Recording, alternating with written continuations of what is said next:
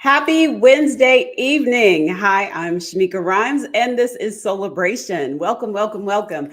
Let me know where you are watching from and how you're doing this evening, how your week's been going. I don't know about y'all, but I have been tired this week. It's been a long week and it's only Wednesday. And remember to share this with your network. And if you have any questions during the show, make sure you drop that in the chat. So I'm excited about today's show because we are talking about a topic that really reaches and touches a lot of women, or they've known someone that's been going through this. They're going through this themselves. Like it's an important topic. So in honor of PCOS Awareness Month, tonight we're going to take a look at two of the common yet most misunderstood conditions affecting women's health. So we're going to take a look at PCOS, of course, but we're also going to take a look at endometriosis. We're going to talk about the symptoms, the causes, and treatment options for both conditions. And we're also going to take a look at how those conditions impact a woman's mental health, their physical health. Because I don't know about you guys, but if you've gone through something like this, or even fibroids, then you know it can take a toll. So I'm excited that Dr. Latasha Murphy is back, y'all. Y'all may remember her from a couple months ago. She was here to talk about fibroids, but she's here today to talk about PCOS and endometriosis. She's a skilled board certified gynecologist and surgeon in the Gynecology Center at Mercy Medical Center in Baltimore, Maryland. So let's bring Dr. Murphy on. Hi, Dr. Murphy. Hi, good evening. Thanks for having me back. Yes, I'm super excited that we could do this again and touch on another topic because, like I was saying, this is another important area that a lot of women have either gone through or going through, or they know someone that's going through it, or maybe they're just questioning if that's what they have. So we're going to take a look at all of it and hopefully they'll get some clarity on which way to go. Absolutely. So I guess we should start off. What is PCOS? Let's start there. Yeah, that's the $1,000,000 question. Yeah. So, PCOS, unfortunately, is one of those things that is still pretty poorly understood, but there is essentially a group of symptoms that sort of make up PCOS. Primarily, there's irregularity of cycles that could be either having no cycle at all or skipping months at a time and then having really prolonged and heavy bleeding associated with weight gain and excess facial hair or body hair in sort of a male pattern, and insulin resistance that can increase the chances of diabetes or cholesterol issues, as well as infertility. So that's kind of the biggest group of symptoms that we see with PCOS. Okay. Well, what about, because I feel like that some of those symptoms sound very similar to endometriosis. So what is endometriosis? So endometriosis is primarily a pain syndrome, right? So that's mostly described as having severe menstrual pain that can happen either before the menses starts, during menses, or even around ovulation time. That makes it very difficult to do daily activities, requires people to take medications in order to sort of get through the day. And it is diagnosed by finding endometrial tissue or the uterine lining cells completely outside of the uterus. So PCOS is more of a hormone imbalance issue, whereas endometriosis is more of an anatomic issue, having endometrial tissue in the wrong place in the body.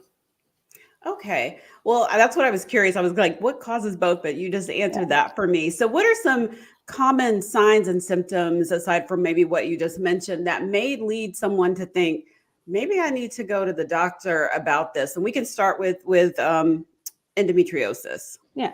So for endometriosis, I like to tell people, it is common to have some cramping during menses, right? But it's not common to have to alter your daily activities or consider not going to work or having to medicate yourself, day in and day out for 2 or 3 days just so you can get through your menstrual cycle.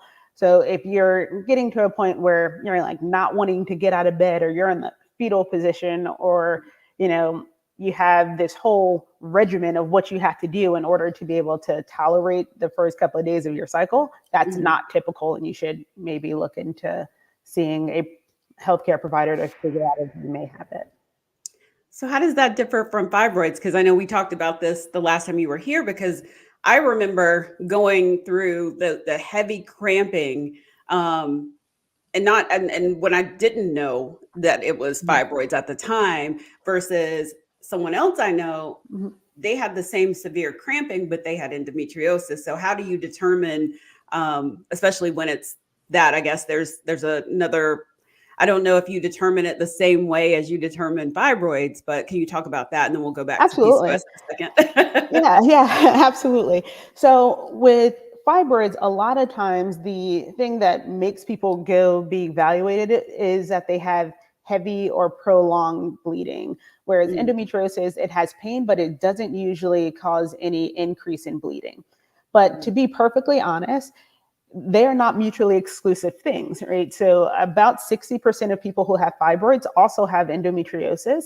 So if you're having any of these symptoms, you probably want to go be evaluated and just make sure all of these boxes are checked off, because they can happen in conjunction. Now you got me thinking, like, did they check for my to see if I had endo? I don't think I had it, Yeah. but it is interesting because, like you said, if you are experiencing any of what Dr. Murphy mentioned, then you do want to go maybe check with your doctor. So what symptoms and signs might someone see with that may make them think, like, could this be PCOS? Because Yeah. I've watched a lot of videos on YouTube, and I Mhm. see people like talking about a lot of different things, but I don't know if there's a specific set of symptoms that one should be looking for. Yeah, so with PCOS, it's going to be the irregularity of cycles, as well as a lot of the things that people come in for is like facial hair, where they're not supposed to be experiencing that, or worsening acne, or they're like, I eat well, I exercise 4 or 5, maybe 6 times a week, and I'm still gaining weight. Like nothing that I do is helping. Mhm. Um, so skipping cycles, like coming on your cycle every 2 or 3. Sometimes people only come on their cycle twice in a year, and they're not on, a birth control or something that is Mhm. keeping them from coming on. Those are the most common reasons that people come in, having the concern that there's PCOS. But sometimes it's just, I've been trying to conceive and I haven't been able to do so. And then you start doing hormonal tests and realize that they're not actually ovulating on a regular basis, leading you down that road of PCOS. Oh, okay. Yeah. I I want to go back to the thing about where you said hair, facial hair, where it's not supposed to be. Like Yeah. where? Yeah. So primarily people are like, Dr. Murphy, I am shaving a beard. Like I have a 5 o'clock Mm, shadow if I don't like wax or shave, or, go and get laser hair removal. So a lot of okay. times it's in this chin jaw area. Mhm. Some people will complain of having like a mustache, but mostly it's in the chin area. Oh, okay. Okay. And everyone, I see you guys coming into the chat. I want to make sure that you get your questions asked. So drop your questions in the chat. I'm gonna just give a quick shout out because I see some cities in here. Shout out to Charlotte, North Carolina, and Milwaukee in the house, and Kansas City. We see you. Thank you for joining us. And again, if you guys have questions, drop it in the chat. So, are there early signs, Dr. Murphy, that may get overlooked with both conditions? So I'll start with endometriosis because I think that's a little bit easier. And honestly, the signs are like, a lot of times people have endometriosis very, very early. I mean, like when I go through a history for someone who comes in new for endometriosis, I'm asking Mhm. them, when you were in school, did you have to go visit the nurse because you had such painful cycles, or having nausea or vomiting or changes in your bowel movements when you are on your menstrual cycle?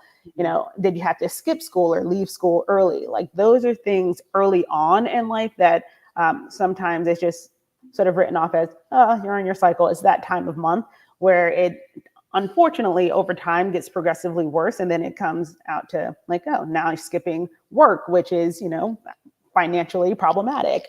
Right. Or instead of just having pain on your cycles, people are having pain a week before their cycles, or doing ovulation. And sometimes it ends up being like a daily pain issue. So I think that's sort of the earlier signs of it. Okay. What about, are there any with PCOS aside from the facial hair that someone may be experiencing that could be just written off as something else? Like, I don't know what it could be written off as, but is there anything like that? Well, I would say probably the whole weight gain thing, even if you're having a well-balanced, healthy diet and exercising on a regular basis, Hmm. because that can be indicative of insulin resistance. Okay. Because sometimes no matter how well you eat or how, much you're exercising, you need that help with medications to help the insulin work like it's supposed to work. And Hmm. sometimes that's overlooked, or it can be sort of misconstrued as something else. Like this can be similar in appearance to something like hypothyroidism, like the thyroid is not functioning appropriately. It can look very much like PCOS. Oh, okay. Can you have both? Can you have both endo and PCO? You can? Absolutely, absolutely. Yeah, none of these I things, didn't know that. unfortunately, are mutually exclusive. And one of the things about endometriosis, and we may get into this later, is that one of the theories behind endometriosis is that you get it from what's called retrograde menstruation. So when you menstruate, a lot of the blood comes out in the vagina on a pad or tampon or menstrual cup, whatever you have. Mhm. But some of that blood back flows through the fallopian tubes and into the pelvis. And that blood contains endometrial or uterine cells that for most people will just be broken down and sort of you move on. But unfortunately, for people who have endometriosis, the body doesn't do a very good job of breaking that tissue down. Mhm. So when you think of PCOS, when you skip cycles, a lot of times the endometrial lining gets very, very thick. And Mhm. so when you finally do menstruate, there's a lot of endometrial tissue that needs to shed. So you get a long-term bleed, heavy bleeding that allows that retrograde menstruation to then put a lot of tissue into the pelvis. So that could increase the likelihood of potentially having endo. So with endometriosis, because I've heard of a few people talk about their experiences where there have been people that have said they've had it all the way up in their chest, or they've Yep. had it kind of wrapped around to their back, or that Yep. it's wrapped around different organs. Can you talk Mhm. a little bit about how that happens? Yeah. So part of that, like up in their chest, if they're truly talking about the thoracic cavity, meaning like above the diaphragm and in the sort of the rib cage area, that is a different theory behind Okay. endometriosis. And that theory is that there are essentially cells that mature into these cell types in the wrong place, right? So, we have these stem cells are very early embryonic cells that have the capability to mature into a variety of different tissue types. And Mhm. so if they happen to differentiate into an endometrium or uterine cell type, but they're in the wrong location, you can end up having endometriosis in places that are not directly attached to the uterine or pelvic cavity. Oh, okay. That makes total sense. Someone in the comments said that Lorraine Thomas said her daughter just had endo surgery a few months ago. Well, I hope she's doing well now. And again, you guys, if you have any questions, make sure you drop that in the chat.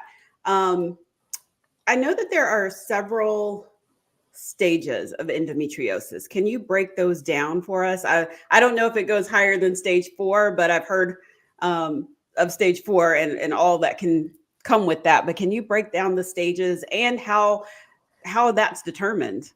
Yeah, so that is determined surgically primarily, and it's Mhm. broken down based on the number of sites of endometriosis, the extent of the endometriotic lesions, meaning like has it started to alter normal anatomy. So for instance, Mhm. stage 1 is going to be your lowest stage, right? So most people will have very superficial few implants in the pelvis, and it is located within the true pelvis. Stage 2 is going to be, there'll be more endometrial implants in the pelvis, but again, typically localized within the true pelvis, meaning that bony pelvis that is outlined Mhm. anatomically is not getting into the abdominal cavity. Okay. Stage 3 is where you start to see that there are some changes in the normal anatomy. For instance, you can have an endometrioma or fluid filled endometriosis filled cyst in the ovary. Mhm. That the presence of at least one of those will upstage you to stage 3.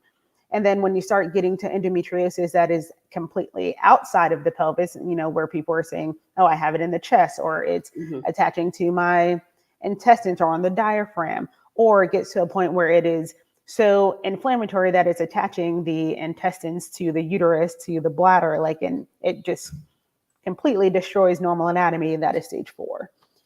Like there are more like very technical ways to break it down, but typically, like I said, is done surgically and just trying to figure out exactly where the endometriosis is located. With your patients, do you see both of these conditions, PCOS and endometriosis, do you see them mostly in Black women? I see them in everyone, and the interesting thing is that when I originally was taught about endometriosis in medical school, we were taught that it was sort of type A thin Caucasian women who had endometriosis. But as my medical training and career has gone on, we realized it is truly in everyone, right? I think we just weren't looking at it, and looking for it in everyone because we had this specific demographic. But yeah, I see it in all demographics, for sure. Are both of these genetic, or is this just kind of something that just happens because that's just the hand you were dealt with? Or what caused, like if you take a step back and look at the larger picture, what truly causes both of these conditions? I wish we knew that, but what we do know is that they're multifactorial, right? Which means that some of it is genetic and hereditary. Like a lot of times we see endometriosis definitely clusters in families, and PCOS does as well. So there's some degree of a genetic component to all of these things, but then there's also some thought that there are environmental issues that are contributing to it as well, like the increase in pollution and all of these like processed foods and all of these things that we're exposed to that sort of our ancestors were not exposed to, that is making us more sort of able to get these conditions, right? But definitely there are a lot of different contributing factors. Genetics is certainly one of them. So can endometriosis, because I've heard this and I don't know if things have changed since I heard it 10 years ago, but is it only diagnosed through surgery? Yes and no. So the gold standard is surgery still.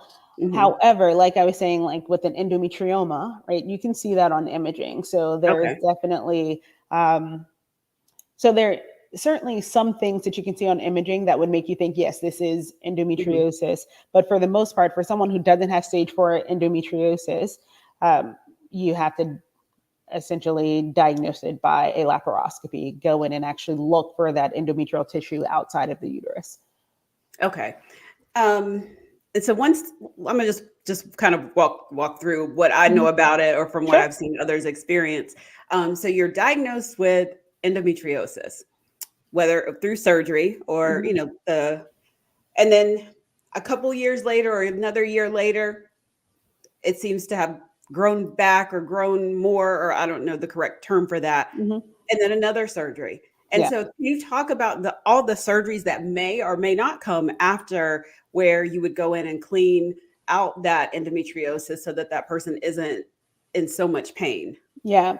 So there are a lot of things that we do more than just surgery now. So we try to have a sort of well-rounded approach to treating patients with endometriosis these days. So we do go in and clean it out because, as I said, it's an anatomic problem, right? So without truly removing those endometriotic lesions, you're not going to get the best result in terms of pain relief. But then we also try some hormonal treatments in form of birth controls or such sometimes to try to reduce the amount of retrograde menstruation that occurs, right? So we know it's going to recur. There's no cure for endometriosis, right? So our goal is to try to minimize the amount of recurrence and prolong the time frame between them, right? So go in, clear it out, decrease the amount of menstruation that the patient has, or potentially decrease the estrogen level, which we know stimulates endometrial tissue. And then for pain management, we usually do things like encourage pelvic floor physical therapy or do things like acupuncture, which we've actually found helps a lot. And then there are some sort of neuropathic pain medications that we use to sort of help sort of just decrease the pain sensors from the pelvic floor nerves to the brain to sort of just dull that constant pain stimulation to the brain. So let's say someone does all those things, or not all of them, because you can't obviously do all of them, but say they've done the pelvic floor therapy, they've done the surgery, they've done acupuncture. I love acupuncture. They've done all the things, and it just keeps coming back with a vengeance. Then what? Like, is it, would a hysterectomy help? Or, I mean, I know it's not going to cure it, but will it help? Yes, it will help. And the definitive treatment for endometriosis, you'll read, is typically going to be a total hysterectomy with removal of the ovaries. Now, the problem that we run into with that, though, is that people with endometriosis, they don't get endometriosis in their 40s and 50s, right? Like, these are young reproductive age women who are dealing with this pain. So come to someone in their late 20s, early 30s and say, hey, let's take everything out and throw you into a surgical menopause. That's not always well received, right? But not only that, medically, there could be some downsides of that too. Right? So taking out the ovaries too soon can increase chances of osteoporosis really early, or early onset, cognitive decline and things like that, like other things that you have to keep in mind for what the true definitive surgical treatment is. But to answer your question in short, yes, a hysterectomy can help, because the source of endometriosis in most cases is going to be the endometrial tissue that is coming out in the retrograde menstruation. But if you do that and preserve the ovaries, you also have to do a surgical treatment of endometriosis and clean out what's already there, because otherwise the estrogen from the ovaries will continue to stimulate it. Okay, that was my next question. If you leave the ovaries, what would happen? Okay, so I'm in my head. I'm in the operating room with you. So, so once you've done this hysterectomy, and let's just say you left the ovaries, or maybe you've had to remove one ovary, so you left the other one, or whatever the case is. But the ovary, there's an ovary in there, and I know just from someone that I'm close to, their endometriosis flares up when stressed, and they've had the hysterectomy, they had one ovary left, but then there was just, every time they're stressed, it flared, that endo pain flares up. So what do you do in that case? Because I don't know if there's, and say that hysterectomy was over 10 years ago, and that, I don't know if, which I believe the ovary probably is shrinking because it's just in there by itself, or both ovaries, whatever the case is. But at that point, what do you do? Because that endo pain's still there. So there are treatment options for that. So a lot of times what I'll do in that scenario is to use what we call a GnRH modulator. So what this does is, it's a medication that essentially tells the brain to stop sending the signal to the ovary to create estrogen. Right. So it sort of dampens that estrogen production, which then will stop stimulating that endometriosis that's there. Okay. Now, in rare instances, I've gone back in after a hysterectomy and cleaned up endometriosis, but I'll tell you that for the most part, if the hysterectomy was done with surgical treatment of endometriosis, it is very rare that you go back in and find endometriosis. Right? But like, if it was truly cleared out, it is unlikely to be a new endometriosis implant, as much as there is chronic pelvic pain from the years of endometriosis stimulating pain. Okay, that makes sense. Let's see a few questions. So let's grab these. Aaliyah Hill wants to know, can endometriosis be confused with fibroids? Absolutely. So again, both of these things can cause pain, right? And the thing that happens often is someone says, oh, I'm having this severe pain. You do an ultrasound, there happens to be a fibroid there, and that's something that can be seen. So then the blame is put on that fibroid, right? But if you can't see the endometriosis on imaging, you don't know it's there unless you go looking for it. And unless someone has endometriosis at the forefront of their brain when they are talking to that patient, it's not something that most people are going out of their way to look for. Okay. And then we kind of just talked about this a little bit, but whether or not endo can come back after Mhm. surgery, Lorraine Yeah. Thomas is asking that Yeah, question. definitely. Typically, it's about a 2 to 4 year time frame. Gosh, you just can't get away from it, can you? Yeah. It's like, Yeah. uh, let's circle back to PCOS. What are the? I know we mentioned a little bit of the treatment options, but is there a surgical option for that at all? Not really.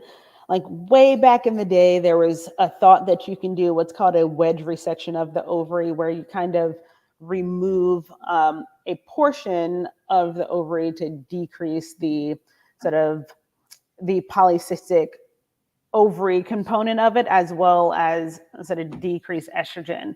Mhm. But it hasn't really panned out to work. Typically, our treatment options are going to be, the typical eat well, exercise. Yeah. Birth control is a huge portion of PCOS treatment because one of the things that it does is it increases a protein from the liver called sex hormone binding protein. And Mhm. when you have these things like testosterones or other androgen type of hormones that are causing this facial hair and insulin resistance issue, it binds it up so it's not active. So, in addition to trying to regulate the cycle with the birth control, it also helps decrease some of these other side effects that are very problematic for patients. For both of those conditions, once you're getting up in age, say over 40, and you're into perimenopause or even menopause as you get, Hmm. well, I mean, menopause can start whenever, but Right. will either of these conditions, will the symptoms start to decrease or do they Both get of them. worse? They both improve significantly to the point where for endometriosis, most people are just completely asymptomatic once they hit menopause. Wow. Okay. So there is some Yeah, light at the end of the tunnel. definitely. Definitely. Yeah. um, beyond I mean, you just mentioned there's a couple of lifestyle things, but beyond the medication, surgeries, what other lifestyle changes could one make? Because I know I've just seen, again, I'm scrolling through YouTube and I'll see that sometimes people are like, well, if you go dairy free or gluten free or all the things free and just eat, Yeah. Yeah. be a vegan, like that, Yep. you'll all this will dissipate. Just go eat grass. Like, Right. what can they do? Yeah. What Yeah. can they eat? Kale salads all day, every day. No. So truly the thing is you want to avoid, at least for endometriosis, you want to really try to avoid anything that is going to be inflammation producing, right? So like greasy things, a lot of processed sugars and things that are just overall increasing your inflammatory markers Mhm. because endometriosis is an inflammatory disorder. So anything that's going to make that worse is definitely going to make the endometriosis worse. So there is some credence to like changing the diet, but Mhm. certainly I wouldn't say you have to, eat grass all day, but just trying to make sure though that you minimize the really unhealthy things, right? Like, of course, in moderation, it's Mhm. okay. But for the most part, just trying to eat clean. Dairy free is not bad with endometriosis because a lot of times people complain of having a lot of bloating, or they Mhm. call it like the endo belly with endometriosis. Yeah. And sometimes that can be related to like the intestines being irritated from the endometriosis being in close proximity and causing inflammation. But we also know that dairy causes a lot of GI bloating as well. So minimizing that helps with the bloating portion of endometriosis as well. As far as the PCOS, so because part of PCOS is related to having insulin resistance and Mhm. not being able to really break down or utilize carbohydrates like you really want to, avoiding too much pasta and breads and rice and things like that would be helpful for the PCOS component. Like eating more lean meats and vegetables would be helpful there. Okay. Because I've also seen people saying increase the protein, which I see a lot Hmm. of that anyway Yeah. for whatever condition, increase the Yep. protein and the Definitely. clean eating, Yeah. Yep. anti-inflammatory diet. So someone said, why is the that darn endo belly, Tamika Smith, why is it so painful? Yeah. I mean, part of the reason it's painful is because, as you know, there's only a limited amount of space in the abdomen, right? So it can only stretch Yeah. so much. And Hmm. if the intestines in particular are what's being stretched out, like intestines in and of themselves have stretch receptors. And once they get stretched and get to their max, there's a point where they're like, enough is enough. This hurts. So Yeah, no, that yeah, makes sense. yeah. You guys, we only have a little bit of time left. So if you have questions, make sure to drop those in the chat. And I had a question. It's not in the chat, but somebody texted me earlier. But they were Mhm. wondering, why does endometriosis often get misdiagnosed or undiagnosed for so long? That's an excellent question. And I'm going to be very honest with you. I think it's Okay. because a lot of times it's just the invisible disease, right? If you can't see it, a lot of times Mhm. people aren't thinking about it. So unlike when someone walks in the emergency department and they say, oh, I'm in pain, and you see that they have a broken arm, right? Yeah. It's not something that you can visualize and say, oh, this is a clear reason for why you're having pain. And so Hmm. because it's not at the forefront, and because for some reason we seem to think that women should and can get through anything, anytime, anywhere, like Hmm. it's not something that we are looking for. So I just think that we as sort of providers need to be a little bit better about having it at the forefront and being able to sort of talk to what this could be for patients, as opposed to being like, oh, it's just your cycle and like you should be able to deal with that. It's a very good point. And what, Yeah. for those that have had, because I've also read some stories and heard some stories about some women that have had it undiagnosed. And then I'm curious, can it lead to other conditions, such as, since it is an inflammatory condition, can it lead to Hmm. other inflammatory types of conditions? I know you said that you can have both PCOS and endo, but could it lead to Yeah. something else? Like, I don't know, Yeah, like, so I'm not sure that it can lead to something else as much as there is a group of people or a subset of sort of the medical and research world that believes that endometriosis is an autoimmune disorder, which okay. means that like your body is attacking cells sort of out of proportion to what it should, Mhm. considering that it's your own, cell. So there are patients with endometriosis that tend to be more prone to having other autoimmune diseases like, Mhm. fibromyalgia, or having POTS disease, or, you know, um, MS or something like that. Like, so there's definitely a group of people that I think have an autoimmune component to their endometriosis, which is Okay. certainly more inflammatory based. Gotcha. So I wanted to make sure we touch on the mental health and the emotional well-being Absolutely. of this aspect, because I know what I dealt with mentally with fibroids. I mean, I'm sure Hmm. it's the same similar thing, that belly bloat, that Hmm. and just feeling like I just cannot, I can't wear my clothes, I can't sit Yeah. comfortably. I'm just, all the things in pain, all Yeah. these things. So what do you tell your patients when they are just they get to a point where they maybe don't want to leave the house, or they are just ashamed, or they just Mhm. feel just awful about themselves Yeah. because of these conditions? Yeah. So for one, I tell them, well, have to validate it, right? Because it's definitely true that it has a huge impact. But the other thing is, it means that we need to work together to figure out what the best treatment option is going to be to get them the best quality of life. So one thing Mhm. that we do know about chronic pain is that it leads to depression, and depression can lead to chronic pain. So if we Mhm. don't adequately treat the pain component of things and get to the bottom of what's causing it, then the mental health suffers. But I'm also a huge proponent of therapy too, right? So Mhm. being able to talk through how people are feeling and sort of figuring out what their goals are out of treatment has been something that I've always incorporated in trying to figure out what the treatment options are going to be, Okay. because their goals are also going to get them to where they are the happiest in their day-to-day life. Okay. We have a question from Shalonda Rhymes. Yes, a relation, my sister. Do you think a hysterectomy is the best option after exhausting medications and clean eating? I do. Um, Honestly, in my experience, a hysterectomy has been the thing that people are most happy with in the end, right? Because for most people, these things aren't coming back, right?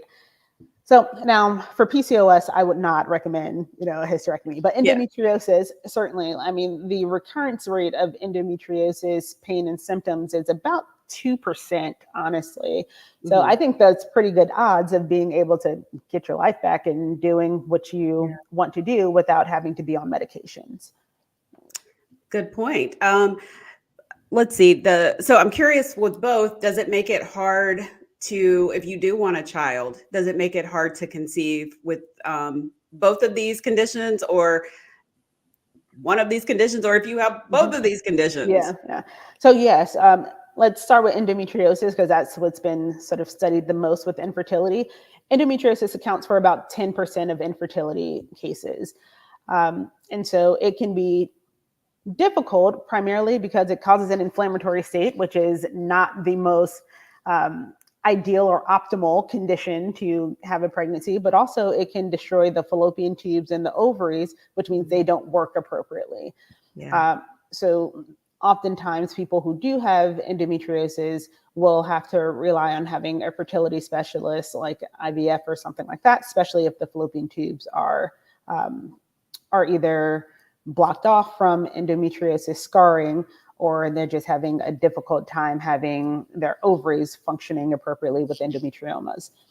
With PCOS, part of the issue with PCOS is that the irregular cycles are indicative of irregular ovulation. So if you're not ovulating on a regular basis, it makes it difficult to conceive. But there are ways around that. So there are ovulation induction agents or medications that can help increase ovulation and make that an easier time to conceive with PCOS.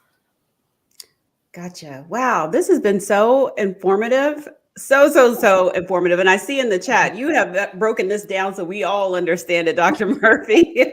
I'm glad. Somebody said a part 2 is needed. I think so too. And for those that may think that they do have PCOS or endometriosis, what advice do you have for them regarding just making that doctor's appointment and going to the doctor? What are some questions they need to ask their doctor? So I think the bigger things that people have to do is just make sure they're being an advocate for themselves, right? Like if you feel like the pain that you're experiencing is out of proportion to what a typical cycle should be, then you're like, just straight up ask the provider, do you think this can be endometriosis? And if you don't, why is that, right? Like what is the thought process behind it? And then make sure they're doing imaging because as you said, sometimes this stuff can be misdiagnosed. Like you think you might have one thing, but it's really something completely different.